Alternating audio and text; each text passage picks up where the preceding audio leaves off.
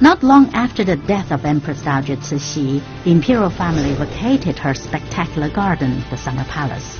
And yet, they still had to pay for its maintenance. How did they do it? And what would the arrival of the People's Liberation Army in early 1949 mean for the Summer Palace and for the city of Beijing?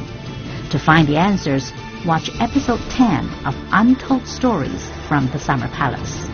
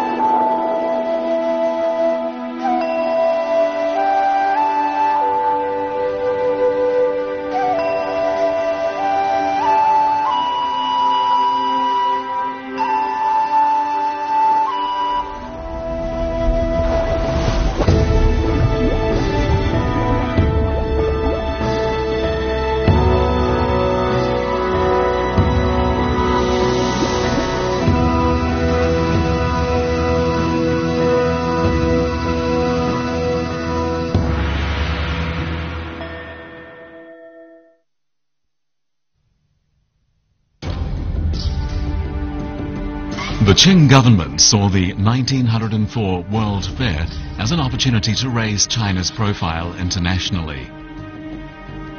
To this end, a portrait of Empress Dowager Cixi, painted by the American Catherine Carl, was exhibited. But while China was being lauded in St. Louis, the Qing Empire was in its dying days.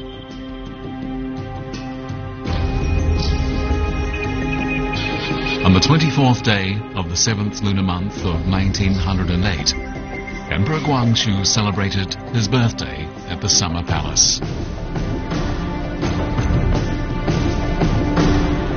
For the occasion, the Emperor and Empress Dowager Cixi went to a performance of opera in the Garden of Virtue and Harmony.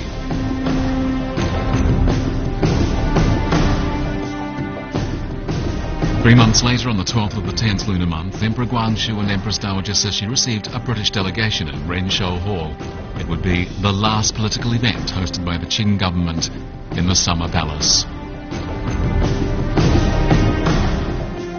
A week later, Empress Dowager Cixi and Emperor Guangxu left the Summer Palace and travelled to Zhongnanhai. Neither of them would ever return to the Summer Palace. On the 14th day of the 11th lunar month that year, 1908, Emperor Guangxu died at the age of just 38. And the following day, 74-year-old Empress Dowager Cixi also passed away. Aixin Pui, at the age of 3, became the last emperor of the Qing dynasty.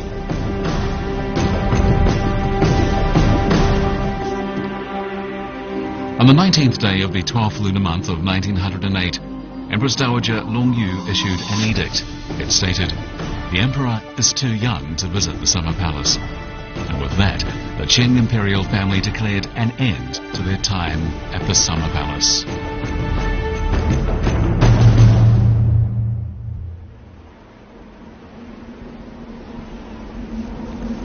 To outsiders, the Summer Palace remained a place of mystery. Curiosity was rife, and wild stories about Empress Dowager Cixi and the vast imperial garden were passed from mouth to mouth.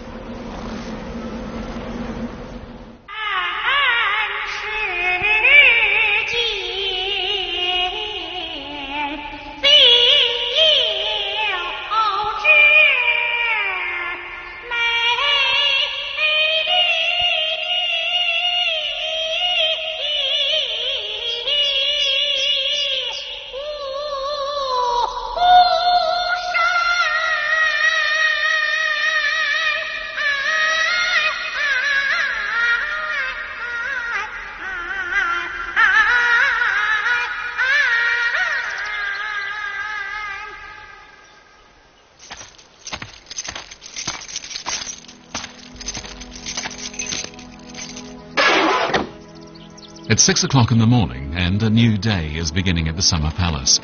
The East Palace Gate is the front entrance to the Summer Palace.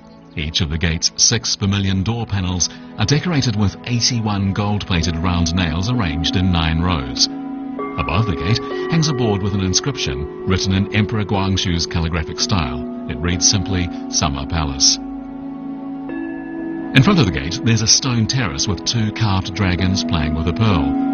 The carvings, made during the reign of Emperor Qianlong, were moved here in 1937 from Yuan Mingyuan. The dragon was, of course, the symbol of the emperor, and so, in the past, only emperors and empresses were permitted to pass through this middle gate.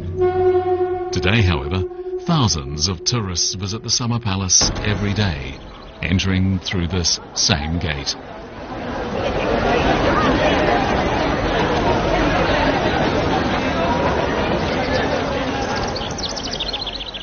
The garden has survived for more than 200 years, ever since its earliest incarnation as Qingyi Yuan, the Garden of Clear Ripples. However, only for the past 80 years have commoners been permitted inside.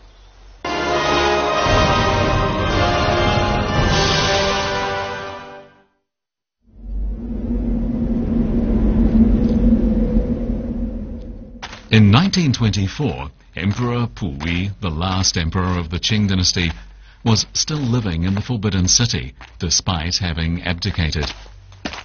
At the beginning of that year, he made a sudden announcement. He and the Empress would visit the Summer Palace. His decision caused consternation in the office of the imperial household.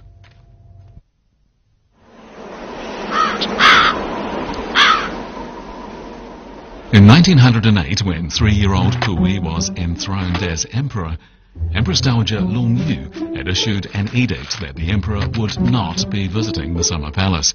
Subsequently, its buildings had been sealed off. The garden had lain waste ever since, and only a handful of foreigners and high officials had actually been inside.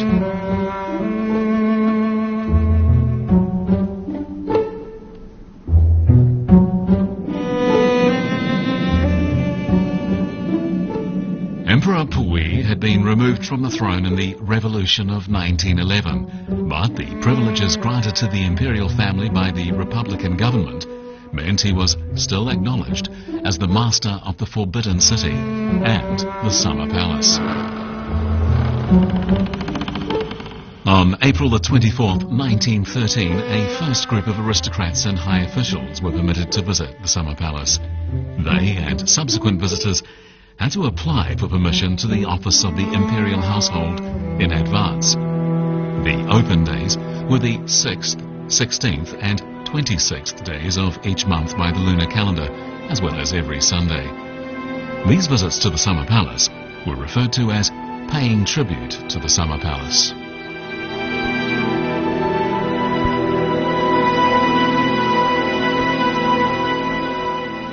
Initially, restrictions were imposed on visitor numbers, and women were not allowed into the garden at all. But following strong protests, women were finally permitted to visit on the 6th day of each lunar month.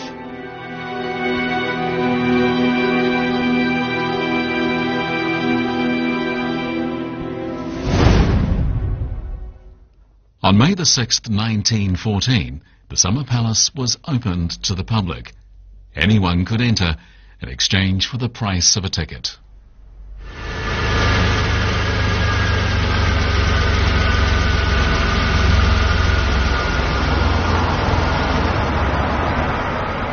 Although nominally master of the Summer Palace, Emperor Puyi didn't visit the palace until 1924, when he was 19. It was, in fact, the first time he had been beyond the Peking city gate.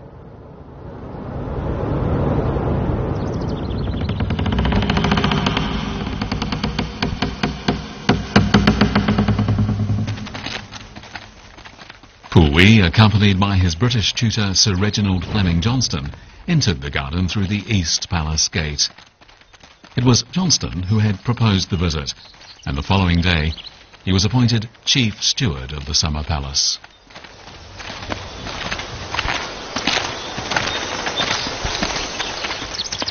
The garden's beautiful scenery and delicate architecture charmed Puyi. As Johnston recalled in his memoirs, the emperor was delighted. He saw the environs and summer palace for the first time, and contrary to his expectations, the garden itself had not been destroyed.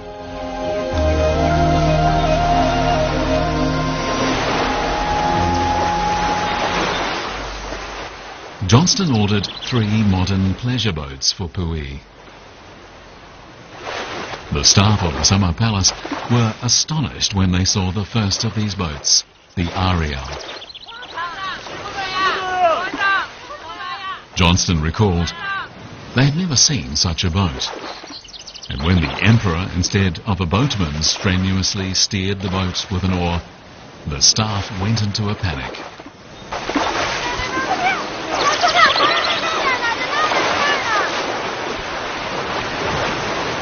However, before the third of the pleasure boats ordered for Puyi had arrived, there had been an abrupt change in his circumstances. On November the 5th, 1924, troops led by General Feng Yuxiang ordered Puyi and his small court out of the Forbidden City. And with that, Puyi also lost control of the summer palace.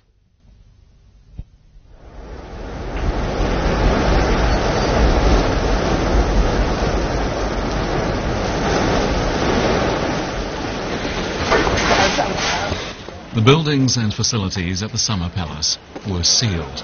This was done on the orders of the Committee for Handling the Remaining Problems Concerning the Qing Imperial Family, an organization established by the national government. But 2 years later, Wang Huaiqiang, commander of the Peking garrison, having been handsomely rewarded by the emperor, secretly handed back the summer palace to the Qing imperial family. In 1925, a professor from Peking University, after a visit to the summer palace with his 2 daughters, wrote the following in his diary. May 15, Thursday, sunny and cloudy. The 3rd and 4th daughters and I took a bus and visited the summer palace. 1.2 silver dollars for admission, half a silver dollar for admission to Pai Yundian, the Hall of Dispelling Clouds, 0.2 silver dollars for the Garden of Harmonious Interest, and 0.1 silver dollars for a map of the summer palace. Boats are on the lake. Taking one costs 3 to 5 silver dollars.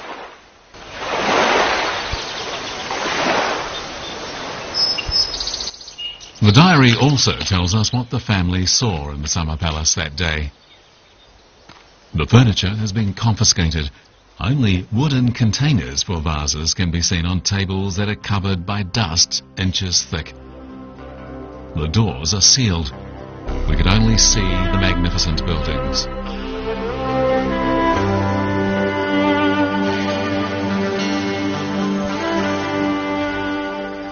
In those days, admission tickets for the summer palace were issued in triplicate. One copy was for the ticket office, and the other 2 were for entering and exiting the garden. The ticket cost 1.4 silver dollars, the same price as a 20-kilogram sack of flour. A third of the revenue from ticket sales went to the military headquarters. The rest went to the office of the imperial household. The reason why the public was being allowed into the summer palace was simple: to raise funds. The imperial court was unable to cover the cost of maintaining it. Since the death of Empress Dowager Cixi, the annual budget for maintaining the summer palace had been slashed from 150,000 taels of silver to 50,000. But even raising this much smaller sum was proving difficult. In 1921, Puyi received a demand for the payment of 250,000 taels of silver in arrears from 30 carpenters' workshops that had been refurbishing the summer palace. The imperial family was able to pay less than half of this sum. The fact was that even with income from visitors, the imperial court could still not cover the daily costs of the garden, and gradually the buildings were falling into a state of disrepair.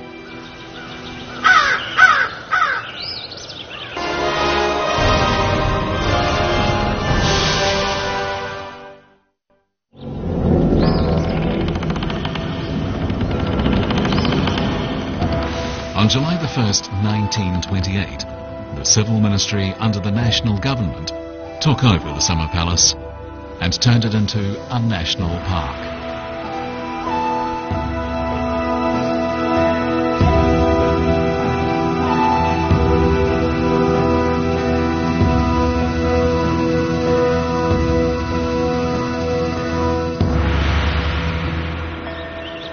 By this time, however, the Summer Palace was in a very bad state indeed. As a way of raising funds for its maintenance, many of its buildings were rented out. Parts of the Hall of Happiness and Longevity and 16 other buildings were rented out as first-class residences. Parts of the Hall of Knowing Spring and 21 other buildings were rented out as second-class houses. And the Chamber of Joyful Farming, the House of Longevity and the Chamber of Peace were made available as third-class residences. The area known as Strolling Through a Picture Scroll in the middle of the western side of Longevity Hill is not only one of the most beautiful parts of the Summer Palace, but also commands a fine panoramic view. In front of it, there's a two-storey house with two other houses, one on each side.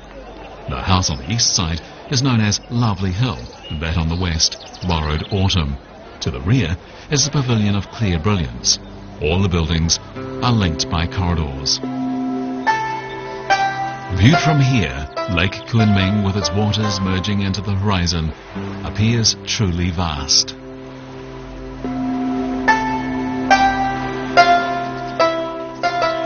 Seen from the lake, Strolling Through a Picture Scroll is covered in foliage. Against this beautiful backdrop, people look as if they're parts of a painting.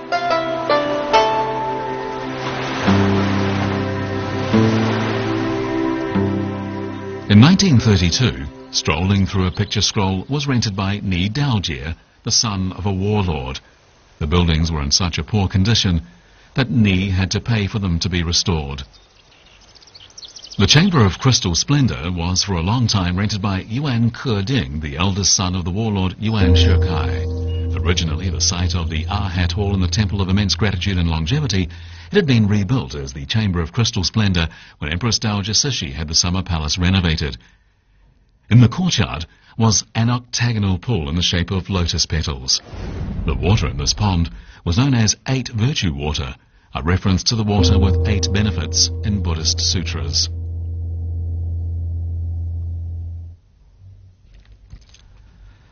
Yuan Ke-ding lived here for more than 10 years. He finally left on the eve of the founding of the People's Republic of China. To raise yet more money, Nanhu Island was leased to a restaurant.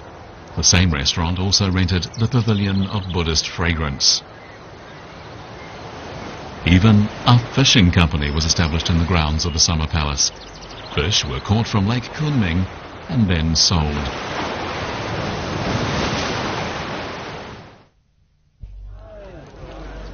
Huge bronze vats stood in front of a number of halls and chambers in the Summer Palace. These had been filled with water to use in the event of a fire.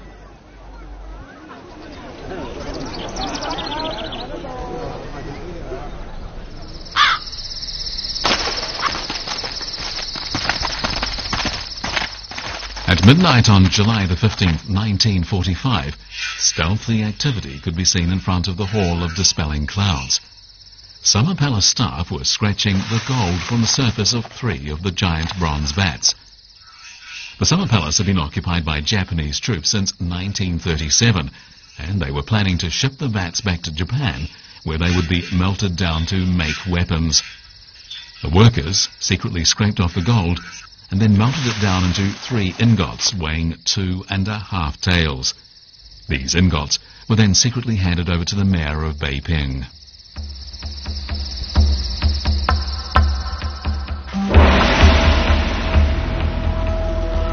"20 days later, the 6 bronze vats, a bronze table, 4 bronze incense burners and 19 bronze stoves were transported to Tianjin by Japanese soldiers. However, before the bronzes could leave port, Japan surrendered and the historical relics were returned to the Summer Palace.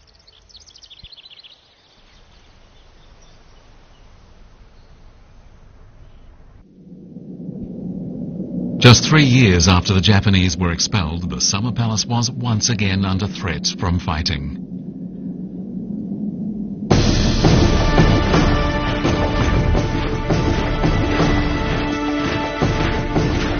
In December 1948, Kuomintang troops took over the Summer Palace. Resolved to fight to the death against the People's Liberation Army, they dug trenches on the rear hill and outside the North Palace Gate. On December the 12th, a PLA force reached the Bridge of Ease and Peace, just a few hundred meters from the North Palace Gate. The two sides were within gunfire range of each other.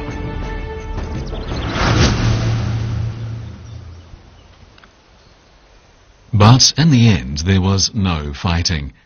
This was because Liang Sicheng, an architect commissioned by the Central Committee of the Communist Party, had drawn up a list of the most valuable relics in the city and their exact locations, and then an order to protect them had been issued to the commanders of all fighting units.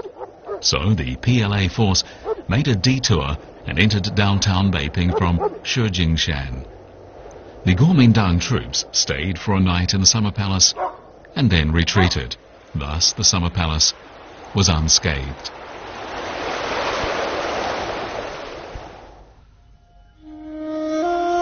On the front of Longevity Hill on the east side stands Jingfu Pavilion. At the time when the Summer Palace was known as Qingyi Yuan, the Garden of Clear Ripples, the two-story Tianhua Pavilion had stood there, but it was burnt down in 1860 by the Anglo-French Allied force. Jingfu Pavilion was built on the site when Empress Dowager Cixi had the Summer Palace renovated.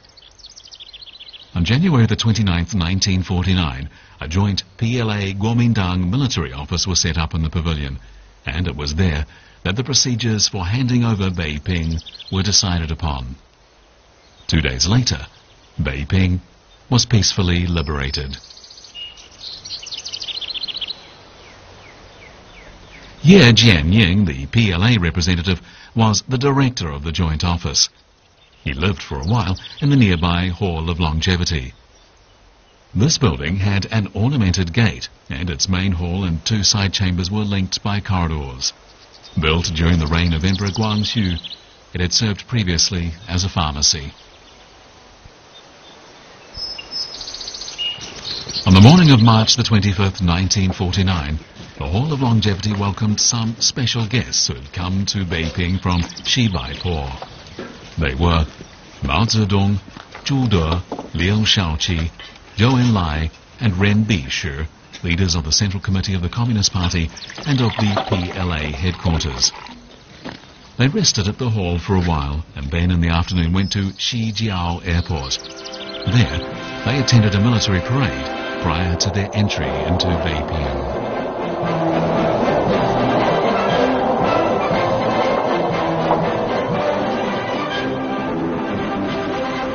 The Summer Palace was about to enter a new era.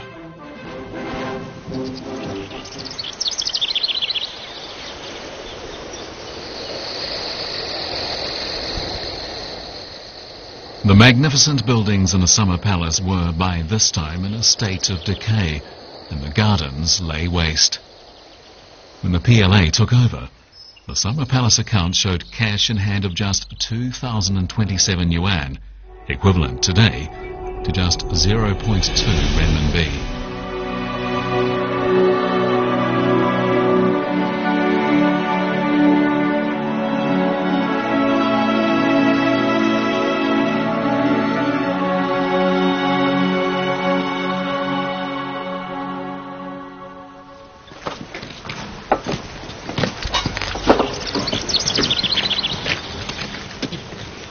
At the beginning of 1949, the government of northern China initiated a comprehensive investigation of the Summer Palace and subsequently began renovation work. Even though the entire country was being rebuilt and finances were tight, local governments managed to donate money so that the Summer Palace could be restored.